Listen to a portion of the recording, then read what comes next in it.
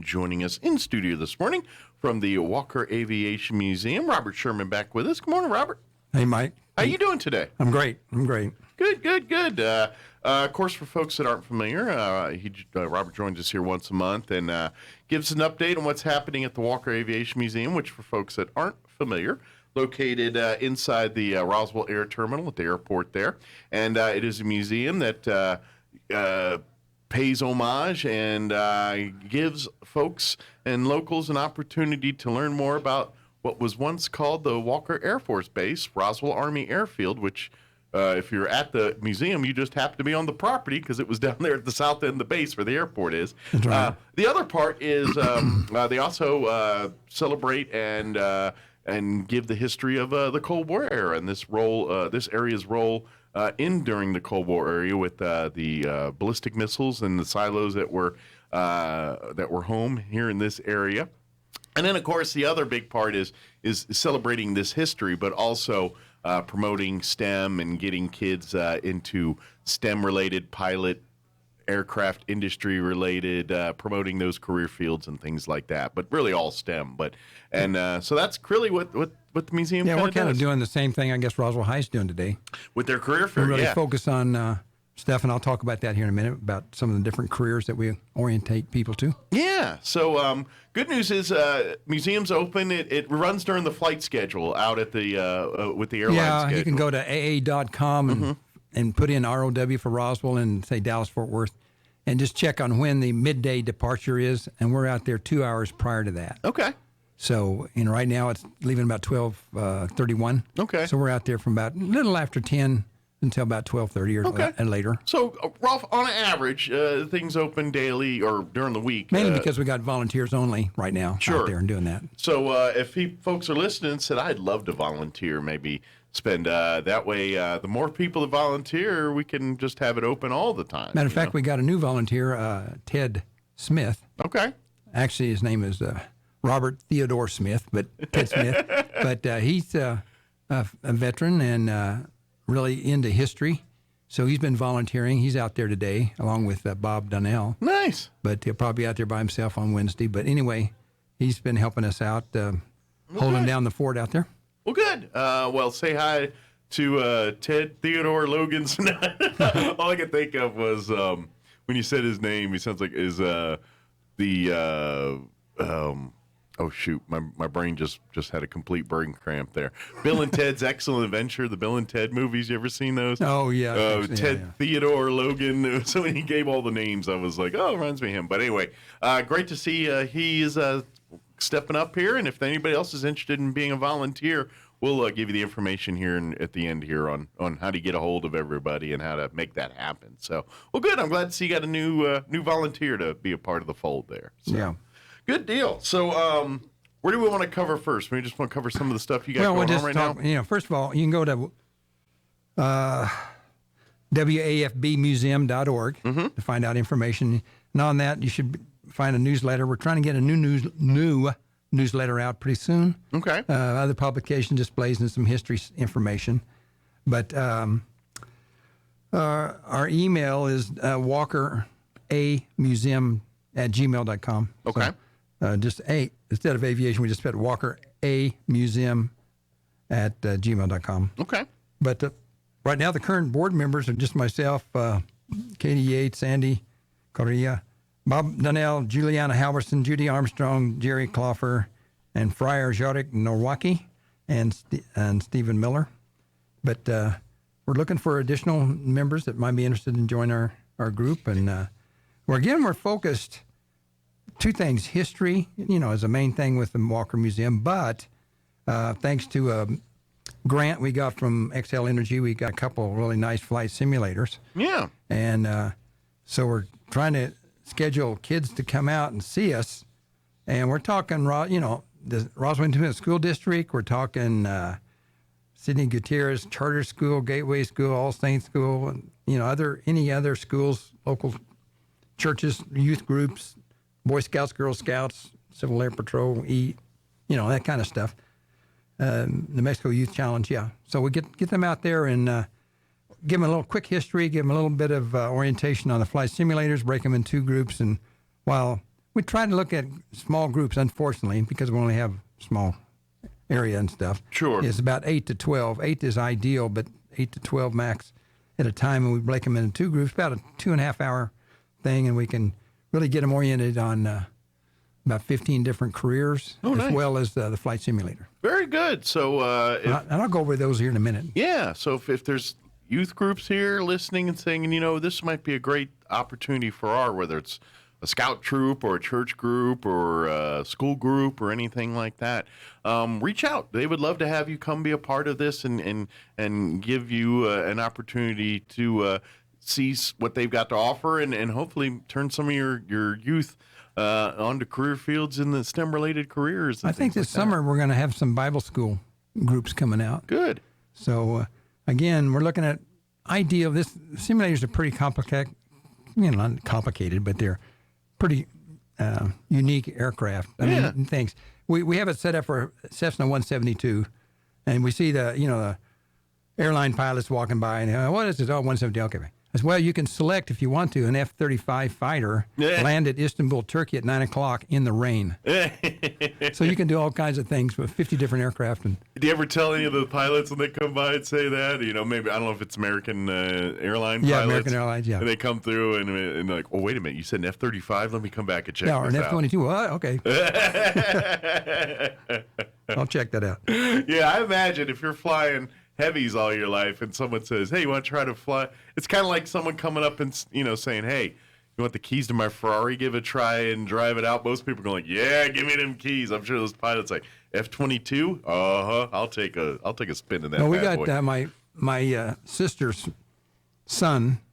He's a school teacher in New York City, actually Manhattan. So he came in and we got him flying this airplane. We had him flying over New York, and he was telling us, yeah, that's good. That's good. Or nope, that building is not there. It's on the other side of that street or whatever. Because some of the exact location of this material on the ground was not quite exactly on the outskirts of New York. And he was kind of flying his little plane around, telling us what was correct and what wasn't. So that was kind of cool. It is cool. But that's and here's something, too, and we've talked about that. If you have folks that are interested in pursuing pilot's license, this really could help towards that training, because you guys actually kind of use the simulator kind of like a library, and folks that are that are interested in it, you get checked out on it and stuff, and then you can get a card issued, very much like a library.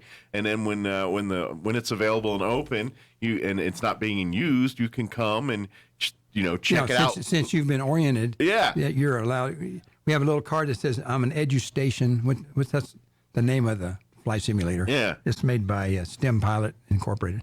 But it's EduStation.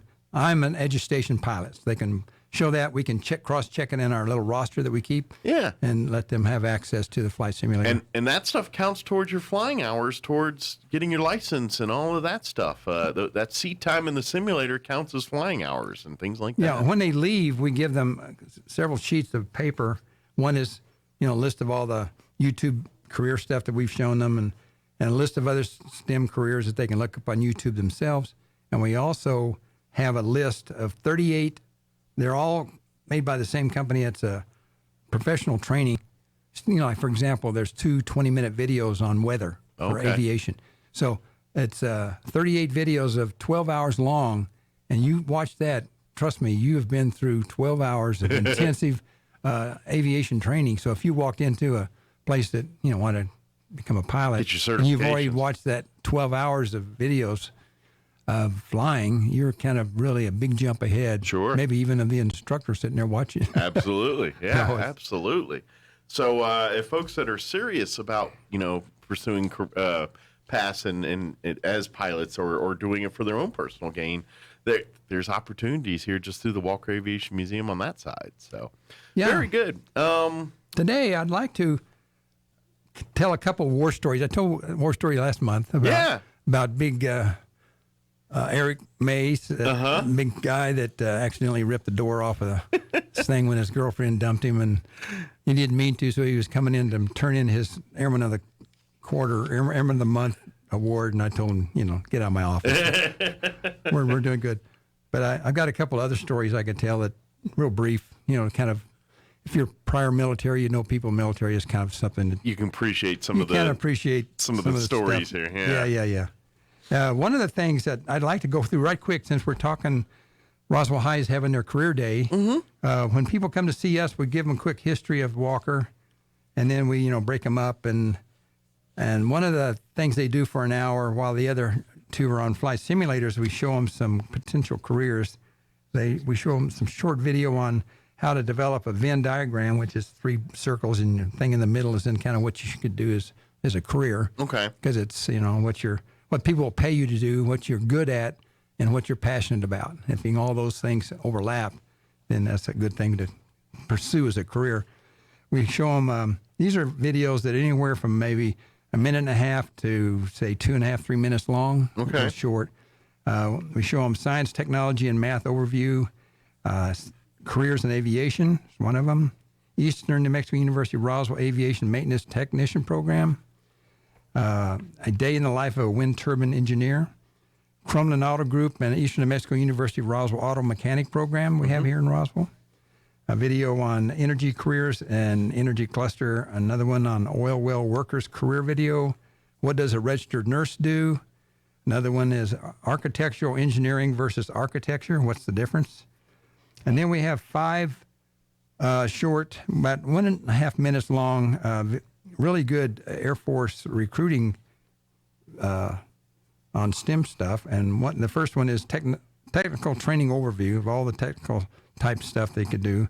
Aerospace ground equipment, air traffic control, electronic principles, and geospatial intelligence. These are all U.S. Air Force recruiting, and idea that you could do this, you get this training, and this could be applied once you got out of the Air Force, and also GI Bill, Nice. being in the thing. And the last one, and I just picked this up because I take Science News magazine, and on the back, the full-page thing is a STEM career in the CIA. Oh, So interesting. this is a day in the life at CIA, and it shows you all the STEM-type careers that are available in the CIA. Interesting. Which I imagine there's quite a few. Well, we just don't realize. Only thing is, if they tell you, they have to kill you. They So- have to kill you, exactly. All right, okay. You know, pretty soon you guys are going to have to add some Space Force.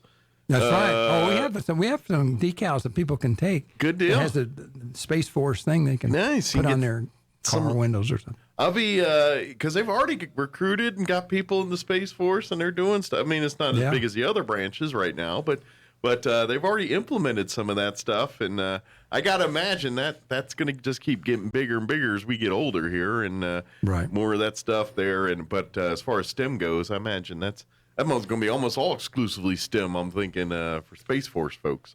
But pretty cool. One of the things I'd like to mention before I get too far down the road is thanks to people that have helped us monetarily and with other ways too. Roswell Toyota, XL Energy, of course, with the grant we got for flight simulators, and Pioneer Bank, Featherstone Development Corporation, Dr. Phil Cathy, Dr. Paula Engstrom, and Lloyd Hughes. Glenn's Furniture's provided some nice furniture for us. Nice. And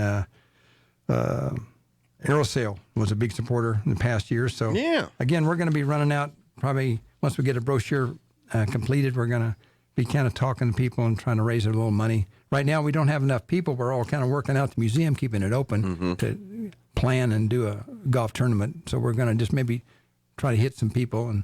And once we get somebody to support a particular month, we'll put big signs out and show, give them some Getting some recognition and love. Yeah. Sure. So really, looking for volunteers, looking for sponsorships. If there's folks that are out there that really want to support what the Walker Aviation Museum does, we'd love to have you. If you'd like to, as an individual, volunteer to be a docent or serve on the board or volunteer in any way, shape, or form that way, would love to have you. And like you said, if there's businesses or groups out there that are interested in maybe your business or your mission statement lines right up with what the folks here at the Walker Aviation Museum are doing, and like to support that through sponsorship. Maybe, like I said, we got Airsail, Glenn's Furniture, Crumlin, all these groups that have really done a lot for the museum. We can add your name to that list too, and you guys hadn't had a chance to have your golf tournament in the last year or two here because of COVID and the world we live in right now. But at the end of the day, that's one of the major fundraisers for the museum. That's one of the big ones for the year. So folks that are wanting to donate financially, or, again, being back on helping to organize to get the golf tournament, hopefully next Armed Forces Day here in May and all that, a year from now, we'll be able to be out there whacking the golf ball around. Yeah, we've, right now when we're open, you walk in and we've got 2 touch screens you can get for a 2-minute, history of Atlas missile, 2-minute history of Walker or Roswell Army Airfield. Mm-hmm. And then we have some videos running usually up in the other corner. And then we've got our flight simulators, but those are usually set just for when we have tours or if, like we say, people came in that have already been oriented to it. Mm-hmm. And when we're closed up, we've now got some nice big signs that show some history of Walker and some other things we've gotten through Southwest Printing, and appreciate that. So anyway, something along that line. And just for all those just quick kind of a humorous or funny, not really funny, but it's things that happen. Gee whiz stuff that life in the military. I'm sitting here with Mike, and we can talk about when we were in the military. But one of the times I was in the military was I was at RAF Alconbury in 1983. And if you study the Cold War, 1983 was one of the more serious periods of time when some things were going on. And matter of fact, while I was in England, that's when they were doing this particular, I forget the name of it right now. I read it last night, but it was a particular war games exercise, and it was kind of pretty simulating atomic exchange and stuff. And the Russians really were taking this serious, like we were not really faking and doing stuff. So now I look back on it and realize my wife and I were probably, and my daughter, were in potentially dangerous places. Sure. But when you're young and dumb, you don't think much about those things. Think about that later. But at RF Alconbury, we were working and establishing the U-2 aircraft. At that time, it's called the TR-1. Which is Air Force or spy aircraft. Spy aircraft, high altitude, above 70,000 feet, and they require pressure suits and stuff like that, of course, in case they lost pressurization. And, water at body temperature will boil at 63,000 feet. So if you're flying at 70, 75,000, you wouldn't want to lose pressurization. That would be a bad thing. That'd be a bad thing. That's right. So anyway, we would load these, dress the guys up, the pilots, and take them over to the aircraft. And the aircraft was parked on a ramp we call Charlie Ramp, on C ramp. Okay. And it was right across, we could see it right out of our building that we had, but we had to get the guys into the van and take them about half a mile down and through some traffic and turn and get back up to Charlie Ramp. Mm-hmm. So one Wednesday, I mentioned to Sergeant Kostler, who was my guy that kept me out of trouble. And sometimes he got me in trouble. But anyway, I said, you know what, it'd be great. Right next to our building was this big, deep ditch, and they had a lot of flood control ditches, or like little, it was concrete and it was real deep. So if it rained real heavy and stuff, it'd drain the water off and it wouldn't be a problem. Gotcha. So I said, it'd be great if we had a little bridge that went across this, canal, so we could get to Charlie Ramp just right here in front of us, where we could, throw a tennis ball and hit it. So he said, okay, I'll check on it, see what we can do. So I came back to work on the next Monday. This was Wednesday, and then the following Monday I came back to work, and sure enough, there was a great little aluminum bridge across this thing where we could drive our vans across straight into Charlie Ramp. So I said, wow, that's great. Sergeant Kostler and all the guys, how'd you get that done? I said, we made it happen, So, don't worry about it. So about a month later, I get a telephone call from the wing commander, and he says, hey, Bob, how come we ordered 16 survival knives when we only have 12 survival kits? I said, I don't know. I'll check it out. Yeah.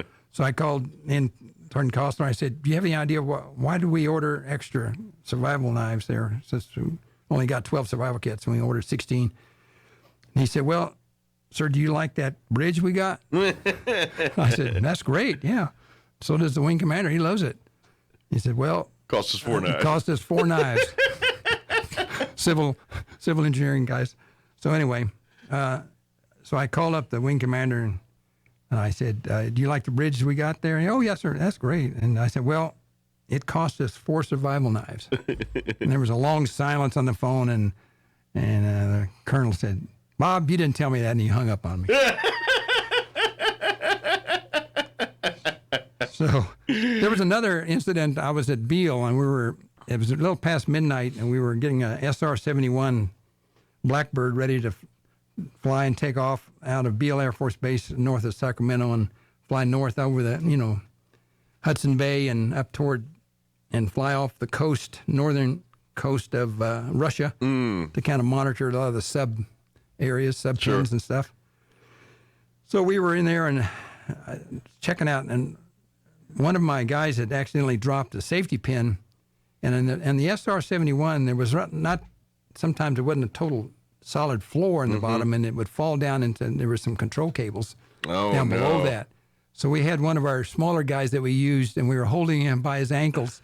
He was upside down in there, and he was reaching down there with a flashlight in his mouth trying to get that pin out. As a guy that worked the flight line, I know how much work's involved when something is dropped and lost in the cockpit. That's right. It is. So it is an act of Congress to get that thing going again. Yeah. And we were kind of a little behind schedule, so the wing commander again walked up to me and he said, "We're going to be able to take off on time, aren't we?" And I said, "Yes, sir. We just dropped a pin and we're going to get it, and we'll be on time." He says, "Well, it's a good thing because there's 18 KC-135 tankers waiting for this aircraft." Wow. And I guess, and the reason I thought 18, my gosh, and what they were going to have was 6 refuelings over this mission. Oh, wow. And because the airplane was so valuable, I didn't realize at that time they were actually having the main tanker that was going to refuel, and they had a backup tanker in case there's something happened, and then you had a backup to the backup. So if you had 3 tankers that were kind of alerted and getting ready to fly or flew for each refueling episode or zone, when the plane would descend from 80,000 feet down to 25, 26,000, refuel, and then go back up with burners, go back up to altitude and fly again. And much of the work of what the U-2 does is pretty secret, classified stuff. Yeah. So and this was the SR-71. And this was that was SR-71, which was just as secret. Yeah. 3 times the speed of sound. Yeah. Just as good example. I just heard about that particular aircraft, and not that this had to do anything with Walker, but if you had a SR-71, and when it flew from Los Angeles to New York, and if you had someone in another airplane that was flying exactly the same speed as the 30-06 bullet at the velocity that leaves the barrel, as they passed over Los Angeles, and they continued to be able to continue that same speed of that 30-06 bullet leaving the barrel, the SR-71 would be at New York 5 minutes before the guy in the bullet got there. That's amazing. I'm thinking, wow, that's fast. That is fast. Yeah. Well, I know the SR-71 that's on display at the Air and Space Museum in Dulles, in Virginia. That particular SR-71, before it ended up there, had broke a record of coast-to-coast flight, and it was some ungodly fast time. I don't remember what it is off the top of my head, but right before they put that thing in the museum, I mean, like, it went and did this record, and then they flew it to D.C. and said, "We're retiring it here at the," I don't remember, UDAZ, whatever that facility that Air and Space owns in the Dulles Airport there in D.C. And that one's been there. But that particular one set the speed coast-to-coast record. I don't know if I don't think it's been broken, but that SR-71 those planes are awesome. They are just super fast. And of course, you can also recognize it because it's had a double sonic boom. Yeah. It goes boom, boom when it would go over. Okay. And it was from the nose and then the spikes on the engines. They both had a shock wave. Wow. And so. And if I remember right, the reason why we didn't because the what's kind of weird is the U-2 plane we were just talking about before. Yeah. They actually have the same sort of mission.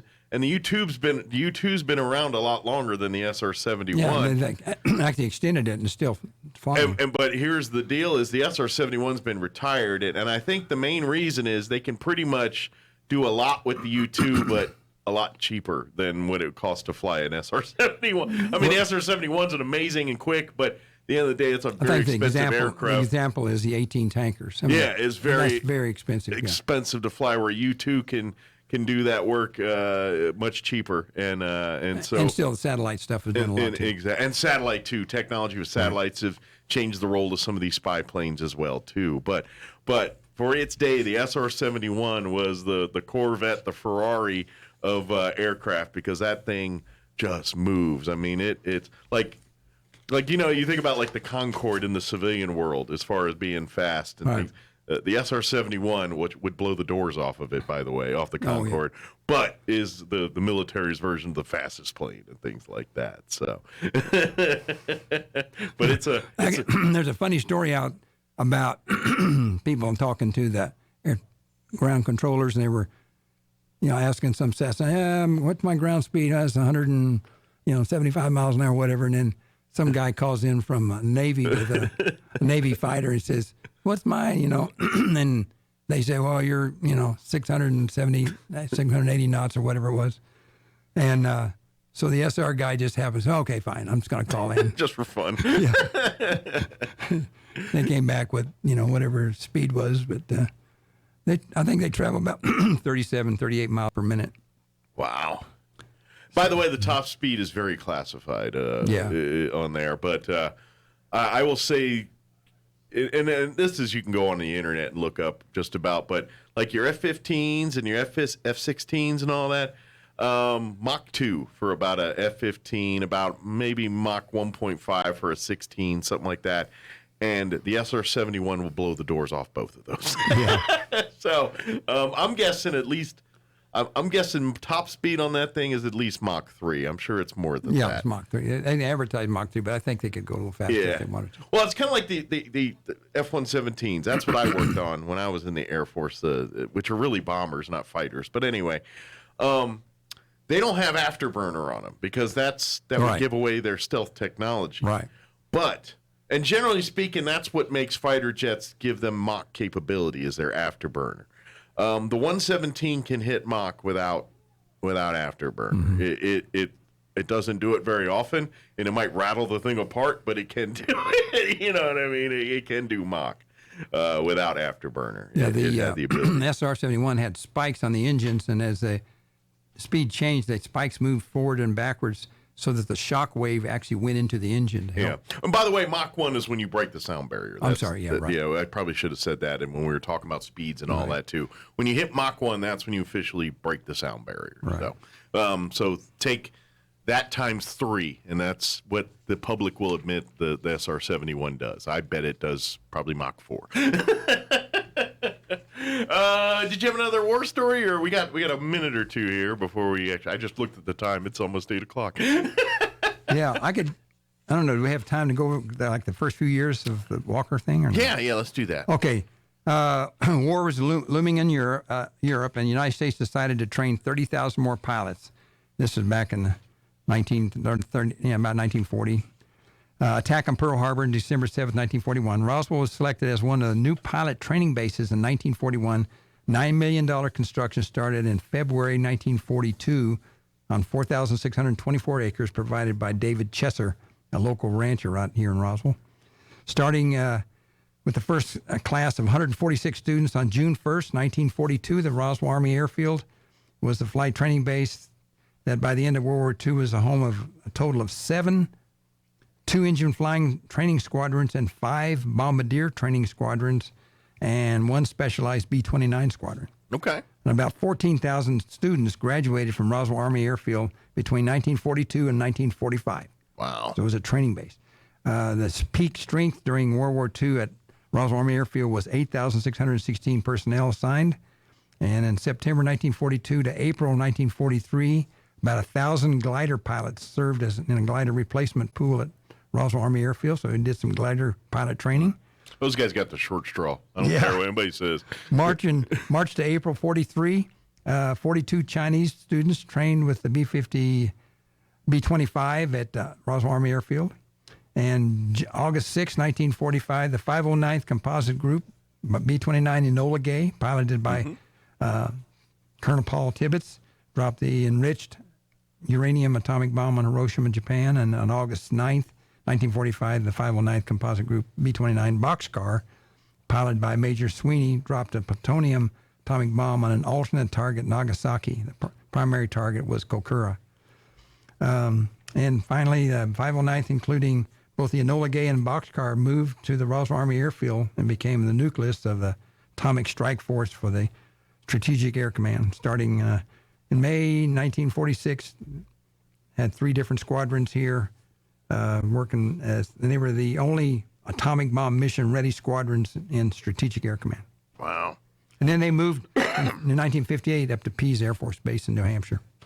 And then, about 10 years later, it was all she wrote for Walker Air Force Base Museum there in the 60s, 67. Yeah. So I'll talk about the last half here next week, next month. Folks, if you'd like to support and be a part, wafbmuseum.org. You can donate through there. Don't forget the Amazon Smiles. There's a link there. So if you shop Amazon, use that Amazon Smiles tab. You can help the museum that way.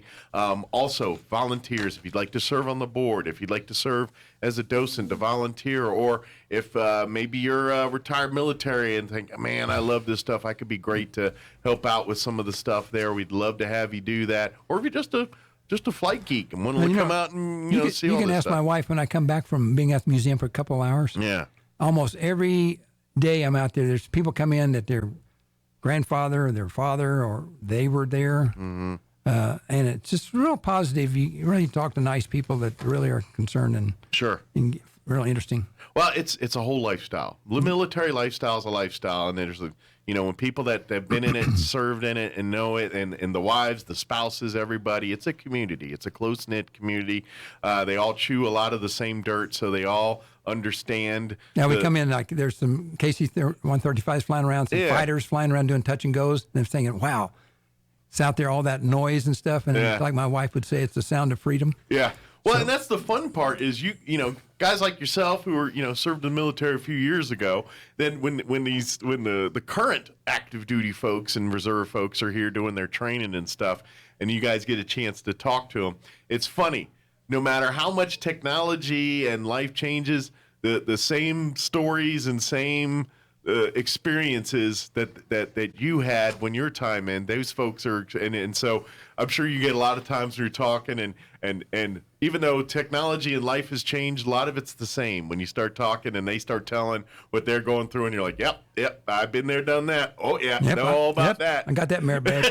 Yeah, I know that one. And it's kind of fun because in essence, you guys use your wisdom helping these folks, and then even with the older, the leadership on the side, because you're looking, and then when we were young airmen and so forth, and you look at colonels and everything, you're like, oh man, now shoe on the other foot. We sit here and look at colonels today, and you're like, man, what a kid. You know what I'm talking about? Right. Like when you were in that situation, like these colonels, they look like old men, And then now I'm like, is that colonel even old enough to shave? What's going on here? I don't know. It's all about perspective. So, Well, thank you, Robert. As always, appreciate the visit. We'll see you here next time. Okay. Okay. Thanks. All right. It is 7:50.